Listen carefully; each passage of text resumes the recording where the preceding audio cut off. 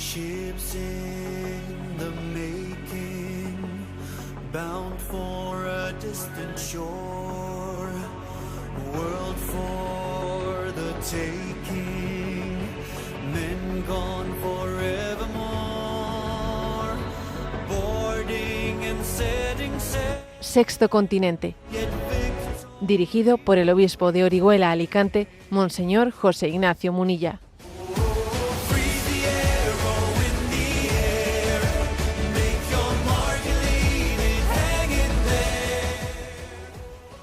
Un cordial saludo a todos los oyentes de Radio María. Un día más, con la gracia del Señor, nos disponemos a realizar este programa radiofónico llamado Sexto Continente, que lunes y viernes de 8 a 9 de la mañana, una hora menos, en las Islas Canarias, realizamos aquí en Radio María España.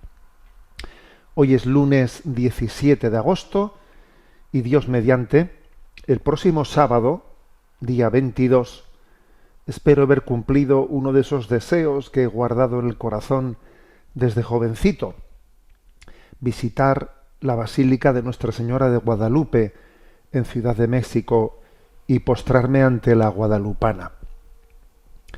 Espero poder rezar los laudes a las 8:30 de la mañana con los canónigos de la Basílica y después, ese día, sábado día 22, celebrar la Santa Misa a las 9. Será sin duda un momento muy especial y quién sabe, quizás sea también una oportunidad para poder saludar personalmente a algunos de vosotros, de los oyentes de este programa, que vivan en las inmediaciones del santuario. Pero por encima de todo, quiero subrayar una coincidencia que para mí tiene un significado providencial.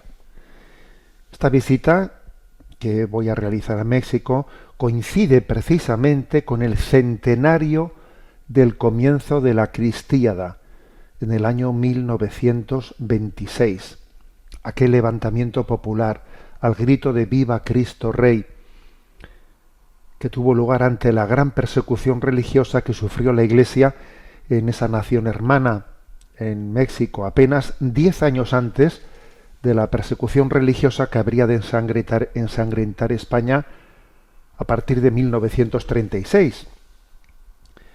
México y España quedaron entonces unidos por una misma experiencia de martirio. Y 100 años después, al acercarnos de nuevo a aquellos acontecimientos, no quiero hacerlo simplemente desde la nostalgia, ni desde una reivindicación histórica, sino desde la esperanza. Porque los mártires tienen muchísimo que decirnos hoy. En el programa de Sexto Continente de hoy voy a hablar precisamente de lo que supuso la Cristiada. Será como un programa monográfico, ¿no? Y sobre todo de la gran luz que se desprende de aquella historia para combatir algunos de nuestros enemigos espirituales: la desesperación y la indiferencia, sobre todo. La desesperación, porque los mártires nos enseñan que ninguna persecución, ninguna derrota aparente, ninguna noche de la historia tiene la última palabra cuando Cristo es el Señor. Y la indiferencia, porque ellos, los mártires, nos recuerdan que la fe no puede ser un adorno privado, sino una vida entregada, una vida que transforma y un amor que llega hasta las últimas consecuencias. Contra la indiferencia, los mártires. Bueno, no quiero adelantar ahora el contenido del programa, pero sí quiero compartir con vosotros una intención que voy a encomendar de una manera muy especial a la guadalupana. Pido a Dios que pueda haber entre los oyentes de Sexto Continente personas llamadas a poner sus bienes, sus talentos, su tiempo, su generosidad al servicio de un proyecto que llevo en el corazón: un templo memorial de los mártires del siglo XX. Ojalá podamos hacerlo. Será una intención que depositaré a los pies de la Virgen de Guadalupe, y estoy seguro de que, si es voluntad de Dios, ella sabrá custodiarla, acompañarla y darla luz, como solamente una madre sabe hacerlo. Un gran museo del martirio en el siglo XX, ¿no? Creo que lo necesitamos para reavivar nuestra esperanza, apoyándonos en los mártires. Porque la guadalupana es precisamente eso, la madre que recibe nuestras esperanzas, incluso cuando todavía son apenas una semilla, y sabe presentarlas ante su Hijo. Durante esta visita a México espero poder acercarme también a Durango, donde el 29 de agosto tengo previsto participar en el Congreso de la Misericordia, organizado con motivo del 25 aniversario de la fundación de las Misioneras del Corazón Misericordioso. Y como hacemos habitualmente, procuraremos que las reflexiones y la predicación que allí vayamos a compartir pues no queden limitadas a quienes tengan la posibilidad de estar presentes, ¿no? Sino que luego las difundiremos para todo el resto, ¿no? Por todo ello, hoy quiero encomendar muy especialmente este programa de Sexto Continente a Nuestra Señora de Guadalupe, la guadalupana, y también a los grandes testigos de la fe de la cristiada, a San José Sánchez del Río, nuestro querido Joselito, que con apenas 14 años entregó su vida gritando «Viva Cristo Rey». Yo creo que hasta teníamos que ponerlo como patrono de los adolescentes. Al beato Anacleto González Flores, laico, esposo, padre, abogado, catequista y apóstol, que entregó su vida por Cristo y por la libertad de la Iglesia, y junto a ellos a los 25 mártires mexicanos canonizados por San Juan Pablo II en el año 2000, así como a los 13 mártires beatificados por Benedicto XVI en el 2005. Y naturalmente a tantos y tantos mártires de la persecución religiosa en México, cuyos nombres quizás nunca lleguemos a conocer en esta tierra, pero cuyos nombres están escritos en el corazón de Dios. Así que nuestro Sexto Continente de hoy va a estar sin duda muy encomendado a la guadalupana, encomendado a los mártires y sobre todo encomendado a Jesucristo, por quienes ellos dieron la vida y en quien nosotros ponemos nuestra esperanza. Sexto Continente es un programa que tiene interacción con los que sois usuarios en redes sociales, en X y en Instagram, a través de la cuenta @obispo_munilla, y en Facebook a través de la página que lleva mi nombre personal, de José Ignacio Munilla. Los programas anteriores los tenéis a vuestra disposición, tanto el podcast de Radio María, como en el canal de YouTube en Ti Confío, como en los canales de iVoox, Spotify, Amazon Music, y también puede accederse desde nuestra página web multimedia en ticonfio.org, donde podéis encontrar además otras muchas grabaciones. Y por último, para quienes prefieran la comodidad del WhatsApp o también del Telegram, pueden darse de alta en el canal que tiene el número, dándose de alta desde fuera de España, por delante más 34, y luego el número en el que hay que darse de alta es 625 568 568, 625 568 568. Vamos pues a adentrarnos en este programa que podríamos llamarlo cristero. Sí, porque se cumplen 100 años, justamente en este momento en el que estamos hablando, en este mes, 100 años de la cristiada y del inicio, ¿no?, de ese episodio de los mártires de México. No sé si nos suena la palabra cristiada. Quizás a muchos les suene a una película. Sí, hubo en el año 2012 una película con ese nombre, Cristiada, que es una producción cinematográfica impresionante. Incluso está el dato de que es la producción cinematográfica más cara, a la que se invirtió más dinero del cine mexicano, ¿eh? Allí la figura más entrañable de esa película es Joselito, actualmente San José Sánchez del Río, que fue canonizado por el Papa Francisco en el año 2016. Sin duda es el personaje más entrañable de Cristiada de esta película. Este niño que le pide a su madre permiso pues para alistarse con los cristeros. Pero ¿cómo vas a ir con los cristeros, que tienes 14 años, que todavía no te van a dejar coger un fusil? ¿Pero a dónde vas? Y entonces el niño le convence a su madre diciéndole: pero mamá, nunca ha sido tan fácil ganarse el cielo como ahora, y no quiero perder la ocasión. Y su madre le bendice y se alista con los cristeros, ¿no? Vamos, es impresionante. También es impresionante pues el personaje de el beato Anacleto González Flores, que lo interpreta Eduardo Verástegui, ¿no?, uno de los principales dirigentes civiles del movimiento mexicano, católico mexicano, y posteriormente mártir, ¿no? Bueno, quizás nos suena de esto, ¿no? De la película. A los más estudiosos les puede sonar de la gran historiografía, porque la gran historiografía de todo este tema del cual voy a hablar hoy, pues son 3 libros de Jan Meyer.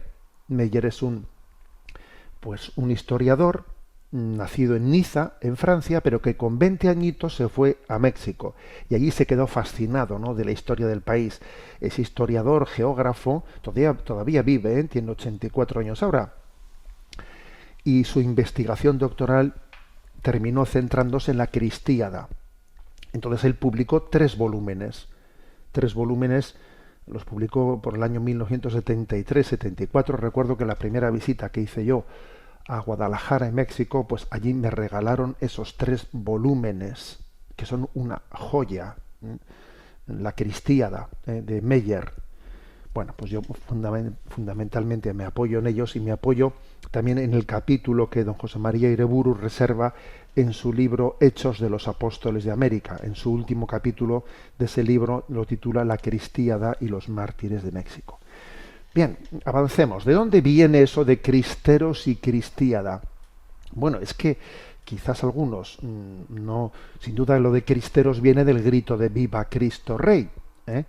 Y es que resulta que San Pío X en el año 1914, pues bendijo la consagración de la República de México a Cristo Rey y bendijo pues esa corona real que se puso en todas las imágenes del Sagrado Corazón de Jesús, colocando también en un cetro en su mano para significar su realeza. De ahí que el grito mexicano es Viva Cristo Rey, ¿no? De ahí viene eso, ¿no? La palabra cristeros es un término despectivo dicho por los enemigos de la fe. Son unos cristeros. Bueno, es una palabra dicha en plan, fíjate que históricamente se acuñó en plan vejatorio. Cristeros, pues porque mira, no hacen más que gritar Viva Cristo Rey, ¿no? Y la palabra cristíada, que esta ya nació en otro contexto, ¿no? El contexto del reconocimiento del heroísmo de los sublevados, ¿no? La palabra cristíada, pues parece que nos evoca un poco la Ilíada. La cristíada es como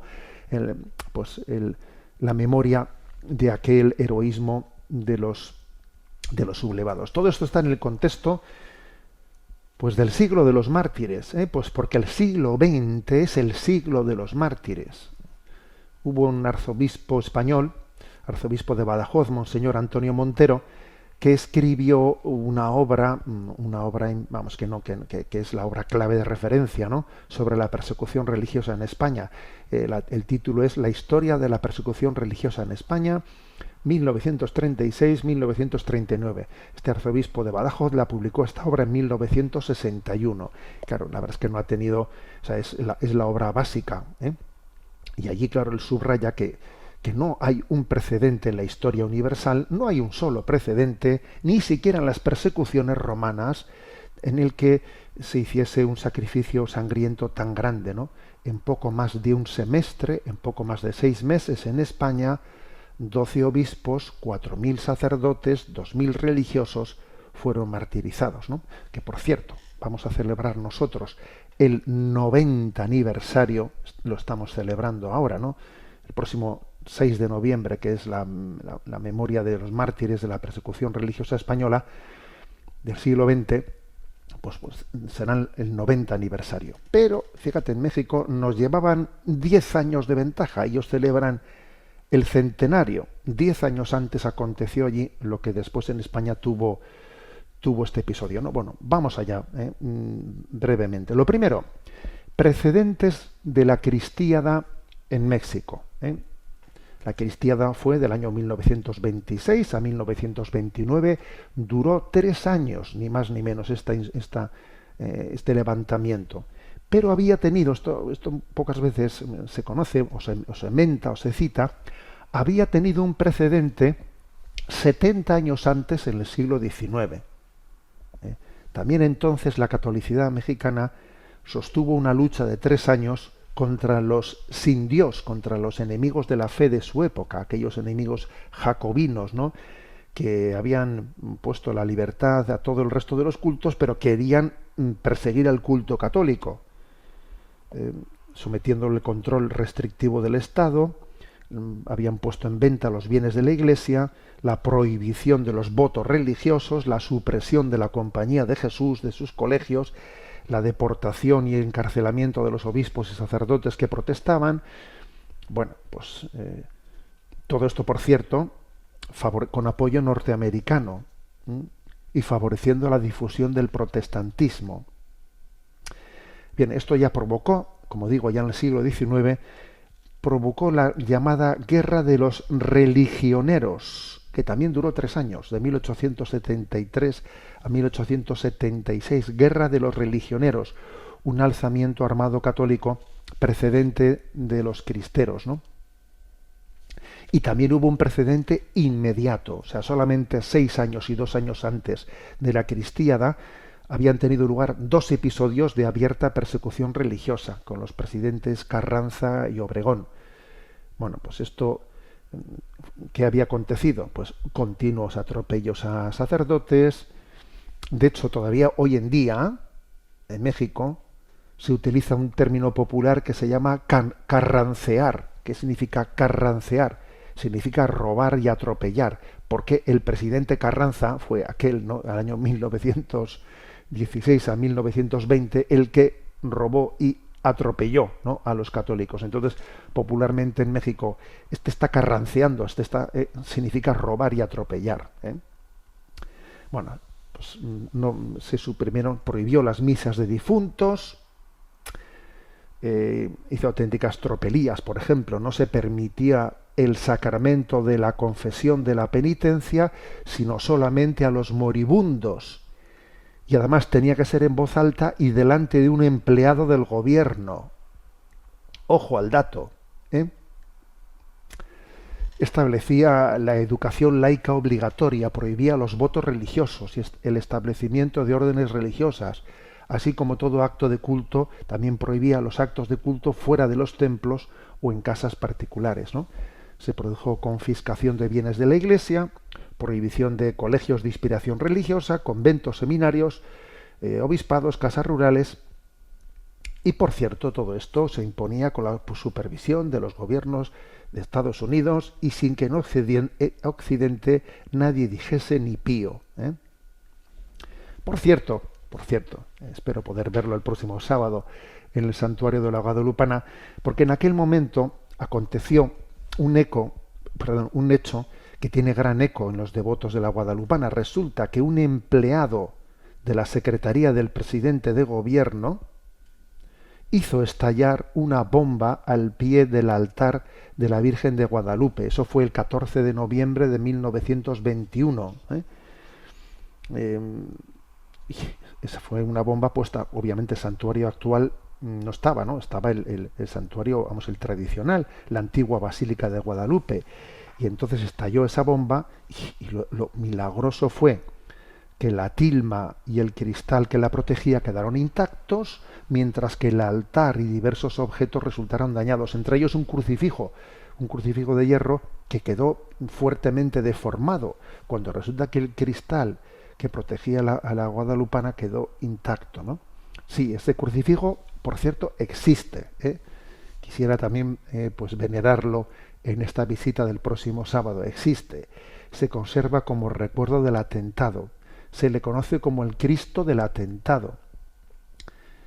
La propia Basílica conmemoró en el año 2021 el centenario del atentado con un año santo dedicado al Cristo del atentado, ¿eh?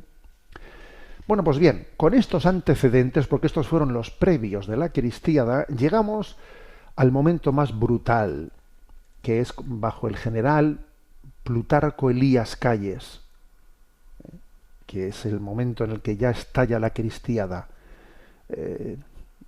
Este hombre, este general, redactó una ley llamada la Ley Calles, que cogía su nombre, ¿no?, así popularmente. Plutarco Elías Calles, bueno, pues reformó el Código Penal e hizo la Ley Calles en el año 1926, hace 100 años, como digo. Una ley que expulsaba a los sacerdotes extranjeros, sancionaba con multas y prisión a quienes hiciesen enseñanza religiosa, se prohibía vestir de sotana, con signos religiosos o con hábitos en la calle, se prohibía inducir a la vida religiosa, realizar actos de culto fuera de los templos. En diversos estados se exige a los sacerdotes casarse, de lo contrario no se les permite ejercer su ministerio. Hubo episodios tremendos, por ejemplo en Chiapas se dicta una ley de prevención social contra locos, degenerados, toxicómanos, ebrios, vagos y sacerdotes. Bueno, fue tremendo. Y incluso, fijaros, repitiendo un intento que ya se había hecho en el siglo XIX,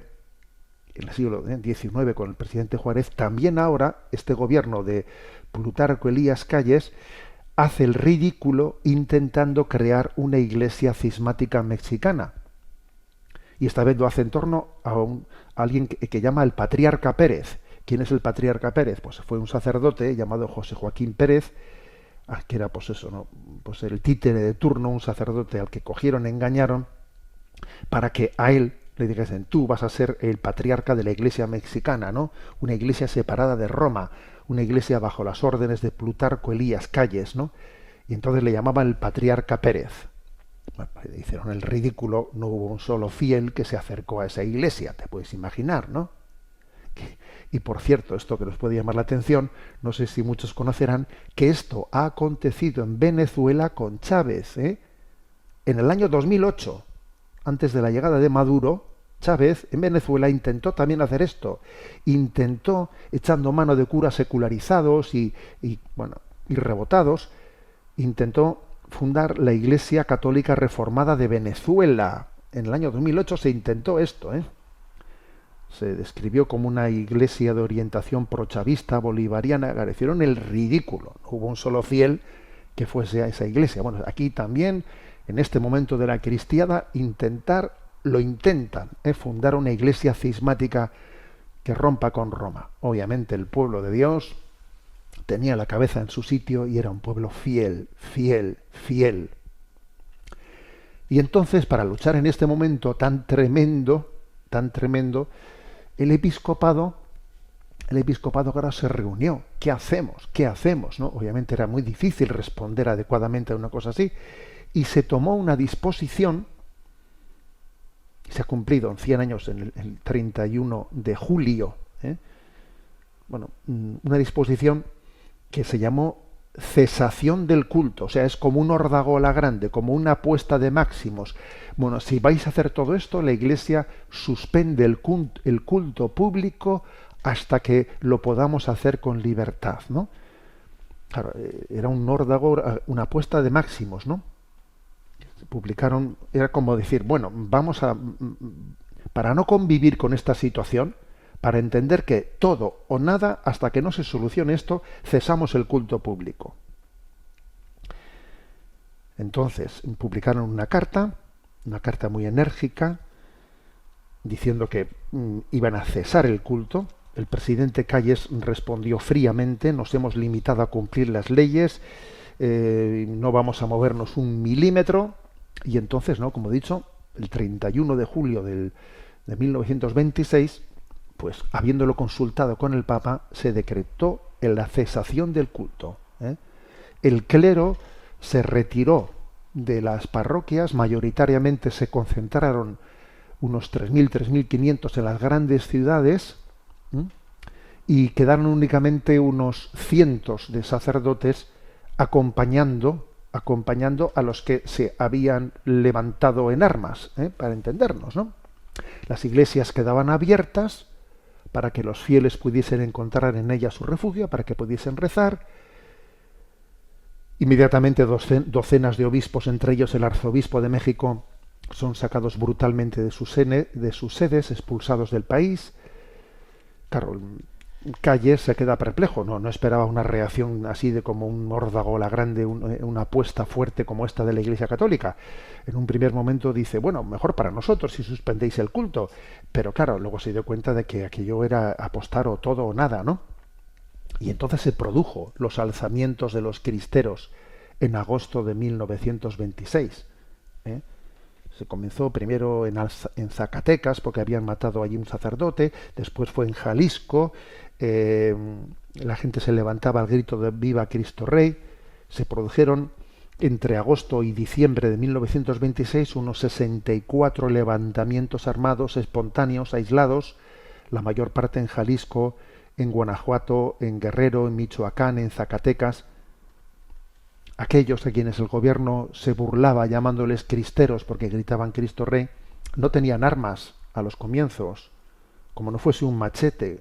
En el mejor de los casos alguno tenía una escopeta. Pero, fíjate tú, esto lo cuenta el historiador Meyer, poco a poco fueron consiguiendo armas y municiones. ¿Y cómo lo hicieron? Pues robándoselas a los soldados federales.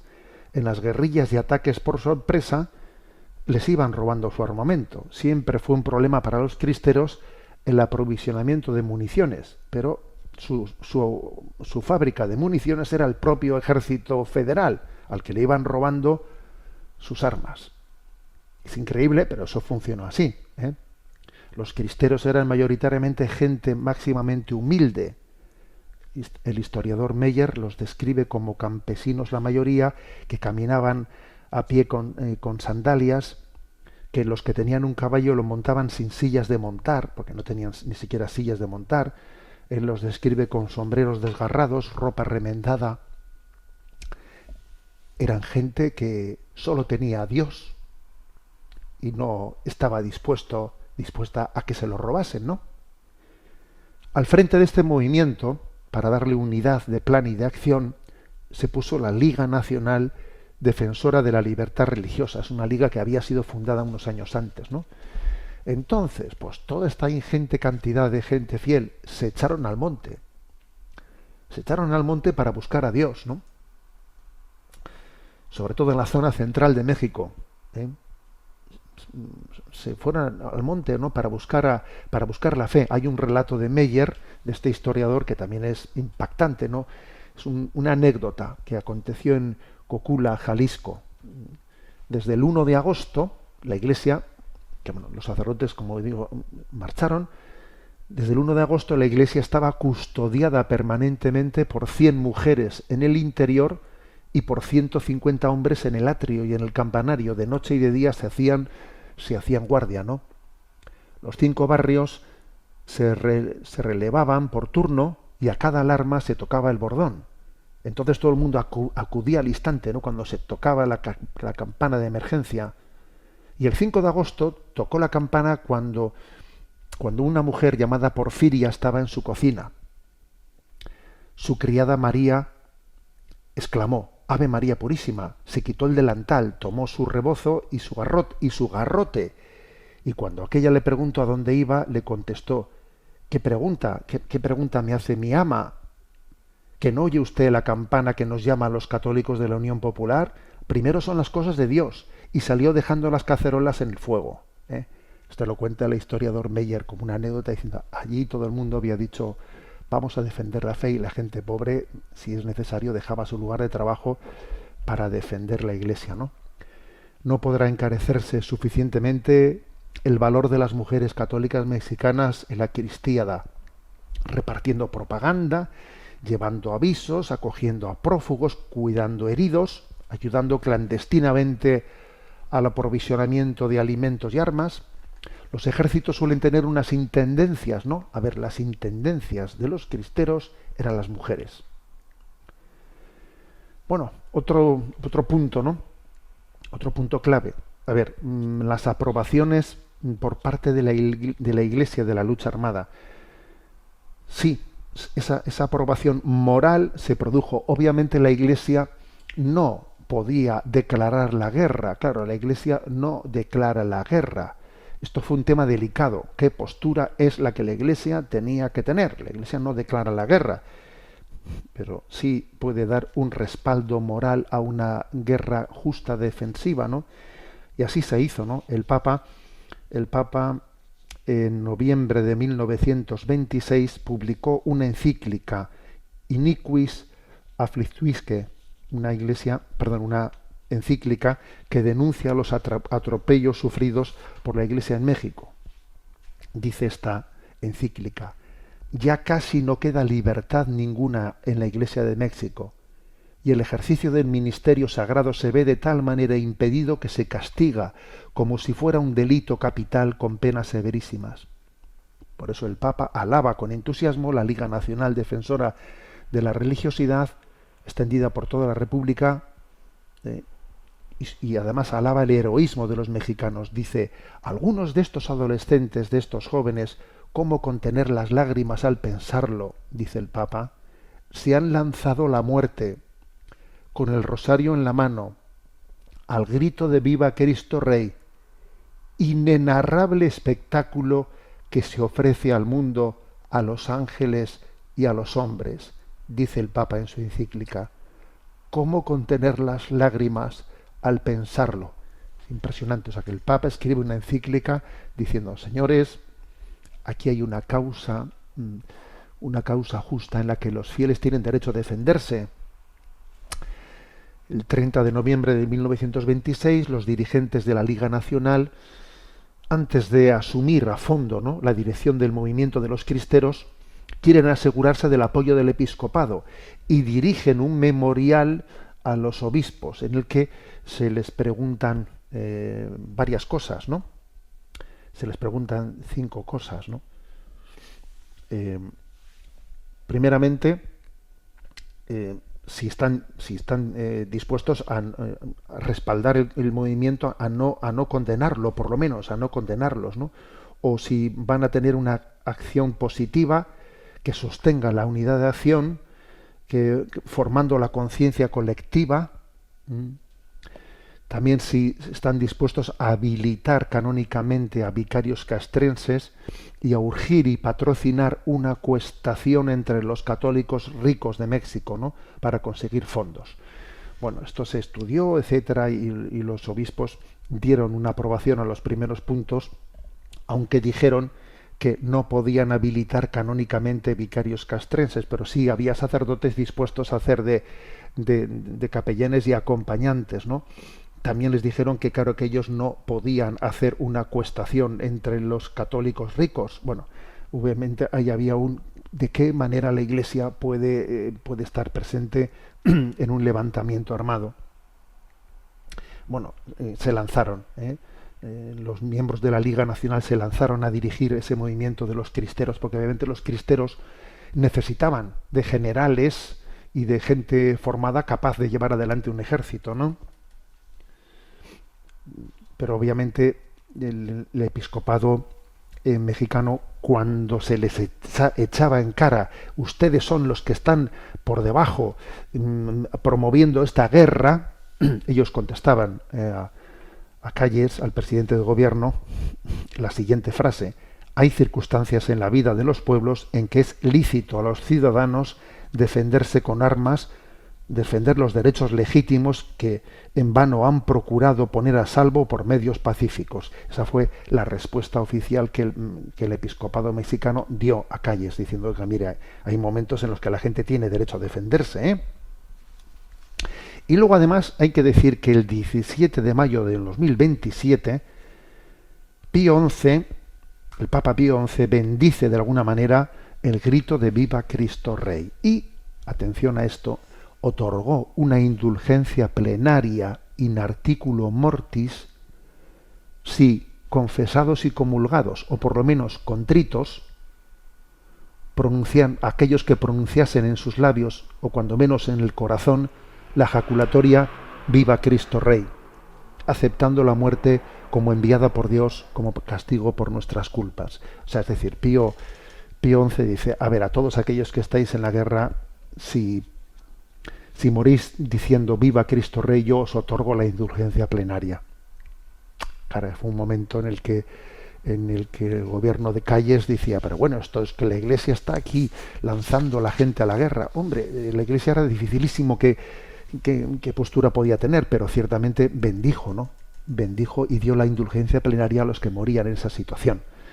El cardenal secretario de Estado, Gasparri, en unas declaraciones que hizo entonces el New York Times, contó los horrores de la persecución religiosa y se quejó del indignante silencio de Occidente. Mientras tanto, hay que decir que, bueno, pues el ejército federal, el ejército del gobierno, era profundamente anticatólico. Por ejemplo, pues el historiador Meyer cuenta algunas perlas que no tienen desperdicio. Por ejemplo, cuenta como un general del ejército federal fusilaba a los soldados a los que les descubría un escapulario debajo del uniforme. Si les descubría con un escapulario, los fusilaba. Y además también cuenta Meyer, el historiador, como había oficiales que llevaban a sus tropas al combate contra los cristeros y les exigía que gritasen «¡Viva Satán!» antes de entrar en combate. O sea, era tremendo eso, ¿no? El ejército federal tenía un problemón para reclutar gente, porque claro, entre el pueblo católico, ¿cómo reclutas gente para ese ejército? Entonces, echaban mano de los condenados, de intentar, en teoría era un alistamiento voluntario para el ejército federal, pero luego Meyer cuenta de cómo incluso se conocen datos en los que se les ataba con cuerdas para que no abandonasen, ¿no? Para que no desertasen. La deserción en este ejército era súper frecuente, ¿no? Unos 20.000 desertaban al año y no conseguían pasar de 70.000 hombres porque las deserciones eran continuas. Eso que no hacían más que hacer alistamientos, pero claro, la gente desertaba. Y además, los soldados federales eran malos jinetes, peores soldados. Disparaban desde lejos, no se atrevían a acercarse, gastaban mucha munición, perdían las armas con facilidad, se las robaban los cristeros. No conocían bien el terreno, los otros conocían el terreno. Esto explica por qué los cristeros tuvieron muchas menos bajas, porque los cristeros murieron unos 20.000 o 25.000, pero es que los soldados federales murieron unos 60.000 o 70.000, ¿no? También, entonces es curioso, hay que decir que el balance de la guerra a mediados de 1928 pues en el fondo ya se veía, ya era patente en 1928 que el ejército cristero ya no podía ser vencido, lo cual ya constituía una gran victoria, ¿no? Que todo un gobierno con todos los medios no fuese capaz de vencer a unos insurrectos, a unos campesinos que habían cogido las armas. No, o sea, después de 3 años de guerra, se calcula que en ella, como he dicho, murieron 25.000 cristeros y unos 60.000 soldados federales. Ya después de 3 años de guerra se veía claramente que al menos a corto plazo ninguno de los dos bandos iba a ser capaz de una victoria completa, que aquello se iba a cronificar, ¿no? Se iba a cronificar. Y entonces, claro, eso se extendía la cosa, y al extenderse la cosa, pues las guerras son un gran desgaste, porque también, claro, esos miles y miles de muertos, ¿no? Pues tenían detrás una historia que es difícil, ¿no? Que el demonio actúa, donde hay violencia actúa, ¿no? Y entonces comenzaron ya las reservas por parte de la Iglesia hacia ese movimiento armado. Y comenzó un momento en el que se dijo esto no puede continuar, y entonces comenzaron reticencias para apoyar a los cristeros. Los obispos se dividieron. Unos decían sí, tenemos que ir hasta el final, otros decían no podemos llegar hasta el final porque es evidente que aquí es imposible que haya un triunfo final, el triunfo es imposible, ¿no? Entonces se empezaron a recordar cuál era la doctrina de la Iglesia Católica sobre la licitud del recurso a las armas. Y son 4 principalmente, ¿no?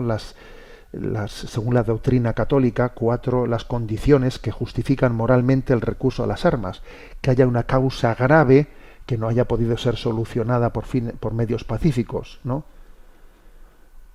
Que la violencia empleada no produzca males mayores de los que pretende remediar, y que haya probabilidad de éxito. Entonces, claro, el episcopado se fue dividiendo, ¿no?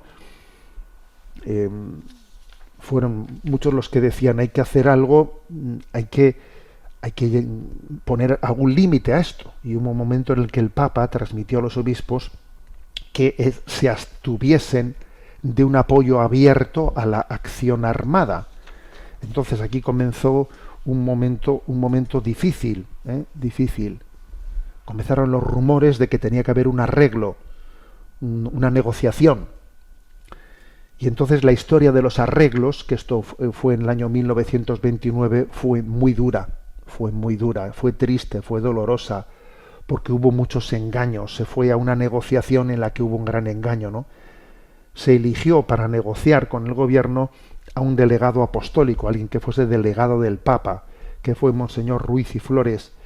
Fue él acompañado de un obispo secretario, pero claro, fueron allí, eran delegados del Papa, pero resulta que fueron llevados a México desde Estados Unidos, incomunicados por el embajador norteamericano, que era banquero, diplomático, protestante, masón.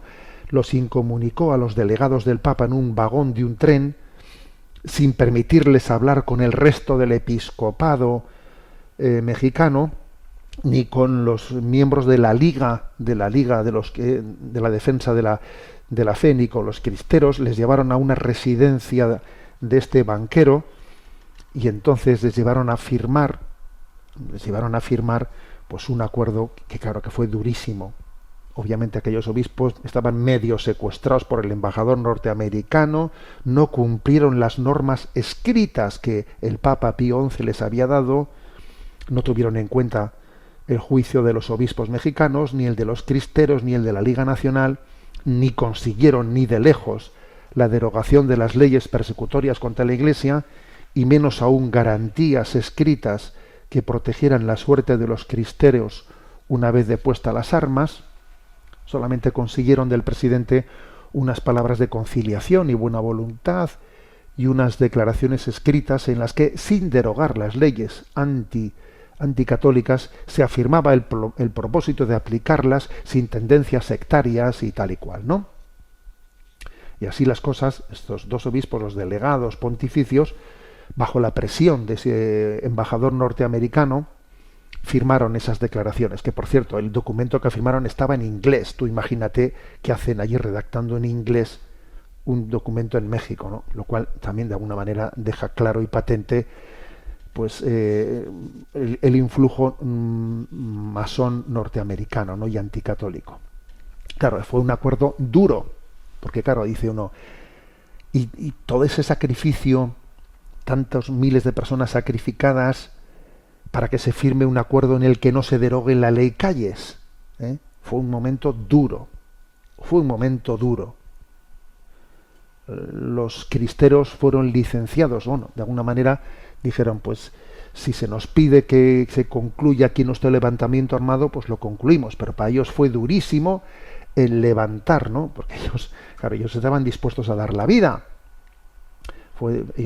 Pero obedecieron, y hubo, voy a leer un párrafo ahora que es muy duro, el del jefe de la Guardia Nacional de los cristeros, que dirigió el siguiente llamamiento a decir, venga, todo el mundo a su casa, a licenciarse, ¿no? La Guardia Nacional desaparece, dice él, no vencida por nuestros enemigos, sino en realidad abandonada por aquellos que debían recibir los primeros de aquellos de los que debíamos de haber recibido el fruto valioso de sus sacrificios de abnegación. Ave Cristo, los que por ti vamos a la humillación, al destierro, tal vez a la muerte gloriosa, víctimas de nuestros enemigos, con el más fervoroso de nuestros amores te aclamamos. Rey de nuestra patria, viva Cristo Rey, viva Santa María de Guadalupe, Dios, patria y libertad. Es decir, dijeron, pero por Dios, pero cómo ellos asumieron este acuerdo muy en contra de su voluntad, diciendo, pero cómo nos hemos dejado engañar así, y diciendo, vamos a la muerte gloriosa. Claro que fueron a la muerte gloriosa, porque después de estos acuerdos, de estos arreglos, el gobierno se dedicó a cazar a los dirigentes cristeros, cuando ya había llegado la paz, y cazaron uno por uno y fueron matando a unos 1.500, a los 500 que habían sido jefes, desde el grado de teniente al de general, los fueron matando uno por uno. O sea, es decir, que esta guerra cristera tuvo también un episodio muy duro, que fue la manera en la que terminó. Es verdad que claro, que después de la guerra el gobierno ya no se atrevía a aplicar aquellas leyes anticatólicas como había pretendido aplicarlas literalmente, ¿no? Antes ya no se atrevía a aplicarlas, pero seguían vigentes, ¿sabes? Seguían vigentes. aquellos obispos que habían formado parte de la delegación, pues obviamente estaban abochornados, ¿no? Y posiblemente tuvieron pues un final de sus vidas durísimo, ¿no? Durísimo. Pero sin embargo, fijaros bien, ¿no? Meyer, este historiador, cuenta cómo Dios escribe derecho con líneas torcidas. Porque obviamente hubo frutos de la cristiada, aunque la cosa no terminó como se hubiese deseado, no hubo frutos en la cristiada. Leo literalmente: de ninguna manera significaron que el esfuerzo, el sacrificio y la sangre de los cristeros fuesen inútiles por la libertad de la Iglesia. Por el contrario, los cristeros demostraron al gobierno con sus sacrificios, sus esfuerzos, sus vidas, que en México no se puede atacar impunemente a la Iglesia católica, y todo ello se demostró en forma tan convincente a los tiranos que los obligó no sólo a desistir de la persecución religiosa, sino que se les obligó a respetar la religión y la práctica y desarrollo de la misma, a pesar de todas las disposiciones de la Constitución que en teoría se oponen a ello. Los frutos de la cristiada se han recogido y se siguen recogiendo después de aquella lucha, y seguramente culminarán a su tiempo con la plena realización de la libertad religiosa. Bueno, y es así, porque es que, fijaros, cuando Juan Pablo II llegó a México a la primera visita en el año 1979, todavía seguía en vigor aquella Constitución anticlerical de 1917, y entonces se suponía que el Papa tenían que ponerle una multa por vestir de sotana pues en la calle, ¿no? Pero entonces el presidente de México, López Portillo, pronunció una famosa frase: ya pago yo la multa, ya pago yo la multa, ¿no? Entonces, a partir de ahí, digamos que ya, aunque en teoría, ¿no?, pues estaba en vigor esas leyes anticlericales, vamos, se incumplían abiertamente, ¿no? Lo más importante de todo, obviamente, es que la memoria histórica es la de los mártires. Por ejemplo, ahora celebramos este centenario. ¿Quién celebra la memoria? Pues aquellos que actuaron heroicamente. Los que no van a celebrar la memoria es, ¿sabes?, pues los que decretaron el edicto de la ley Calles. Esos intentarán que pase esto desapercibido. La memoria al final es de los santos. El pecado se destruye a sí mismo. La santidad pervive. Entonces, esto es lo que hay, señores. Esto es lo que hay. Esta es la espiritualidad de los cristeros. La mayoría, como he dicho, eran campesinos modestos. También los había, estudiantes licenciados, profesionales. Pero tenían una buena formación. Muchos de ellos habían aprendido a leer y a escribir en casa, El 60% no habían sido escolarizados, pero habían aprendido a leer en casa. ¿Sabéis para qué? Para aprender el catecismo. Habían aprendido el catecismo de Ripalda, rezaban el rosario, adoraban al Santísimo Sacramento, mientras que estaban alistados en la guerra, rezaban laudes y vísperas. Cuando no había sacerdote, dirigían ellos la oración. Es indudable, ¿no?, que su fe, la fe de los cristeros, su abnegación, su valor en la guerra, son para nosotros un auténtico, una auténtica referencia. Solo un ejemplo. En cierta ocasión en que los cristeros habían sufrido varias bajas y estaban tristes, llegó el general, esto lo cuenta Meyer, el historiador, ¿no?, llegó el general y les vio abatidos, ¿no?, y les arengó diciendo: porque Cristo Rey se llevó a los nuestros, ya ustedes se acobardaron, porque habían muerto unos cuantos, ¿no? Porque Cristo Rey se llevó a los nuestros, ya ustedes se acobardaron. Ya se les olvidó que al alistarse en las filas de su ejército le ofrecieron sus vidas y sus servicios. Dios, sin necesidad de usar de combates, dispone de nuestras vidas cuando a Él le place. Dejen sus armas al pie del altar, que yo nunca seré jefe de cobardes. Y las tropas lloraban y gritaban, dice Meyer: no, mi general, seguiremos siendo los valientes de Cristo Rey, y si no, pónganos a prueba. La verdad es que se cumple un año, ¿no? Perdón, un año, un siglo de este episodio de la vida de la Iglesia, y creo que no lo debemos de olvidar. Bueno, yo, como digo, voy a concluir, ¿no?, poniendo esta canción de Gesed tan conocida, Viva Cristo Rey, y como digo, voy a pedirle, ¿no?, el próximo sábado, Dios mediante, en el Santuario de la Guadalupana, por la fe del pueblo mexicano tan probado en este momento, ¿no?, con un grado de criminalidad dentro de México que es estremecedor, ¿no? Lo que ocurre en México, ¿no? Como se ha ido, ¿no?, de las manos eso, ¿no?, al gobierno. Voy a pedir por el pueblo de México, voy a pedir para que la sangre de los mártires, tanto los mexicanos como los españoles, sea semilla de nuevos cristianos, que Dios nos dé conversiones y vocaciones y la unidad de la Iglesia, ¿no? También le voy a pedir ese don que os he dicho, ¿no? Me voy a atrever a pedir, ¿no nos dará el Señor la gracia de que pueda haber personas que se sientan llamadas, ¿no?, con su iniciativa, con sus bienes, a poner en marcha lo que podría ser un museo, un gran museo del martirio del siglo XX, no meramente un museo, porque la palabra museo quizás es una palabra fría, ¿no? Yo creo que más que museo, en realidad estaríamos un lugar del memorándum, un lugar en el que hagamos memoria de lo que ha sido el martirio del siglo XX.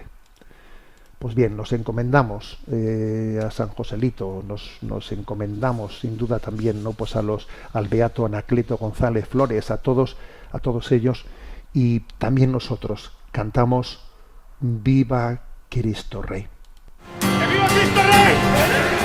¡Que viva Cristo Rey!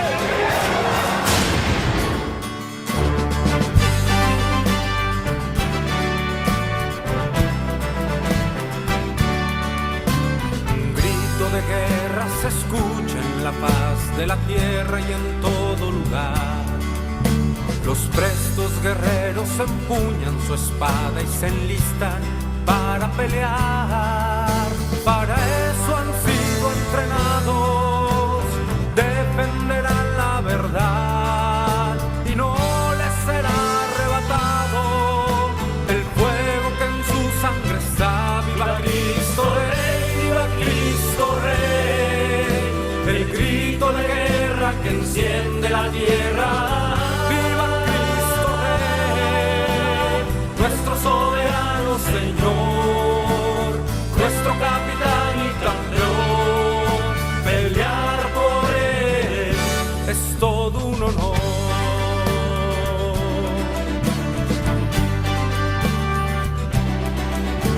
Sabemos que esta batalla no es fácil y muchos se acobardarán, y bajo los dardos de nuestro enemigo sin duda perecerán.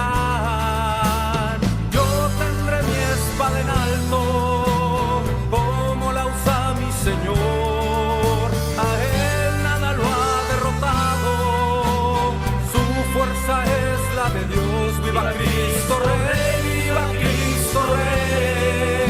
El grito de guerra que enciende la tierra. ¡Viva Cristo Rey! Nuestro soberano Señor, nuestro capitán y campeón. Pelear por él es todo un honor.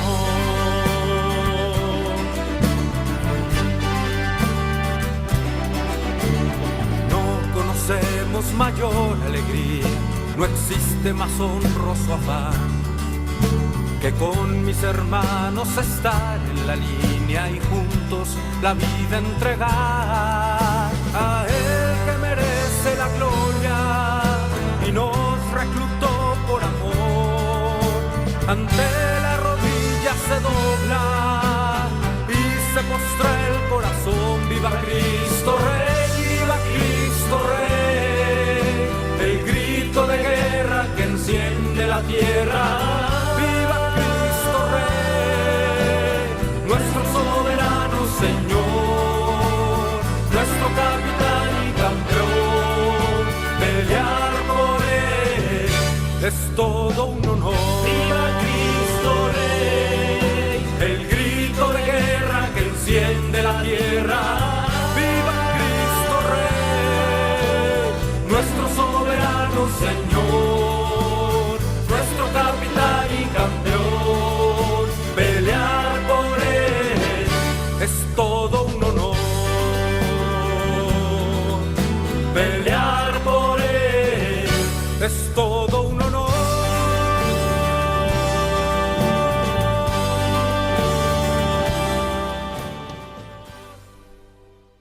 Pedimos nosotros esa gracia de gritar viva Cristo Rey, de morir con ese nombre, con esa palabra, con esa invocación en nuestros labios cuando el Señor nos llame. La bendición de Dios Todopoderoso, Padre, Hijo y Espíritu Santo, descienda sobre vosotros. Alabado sea Jesucristo.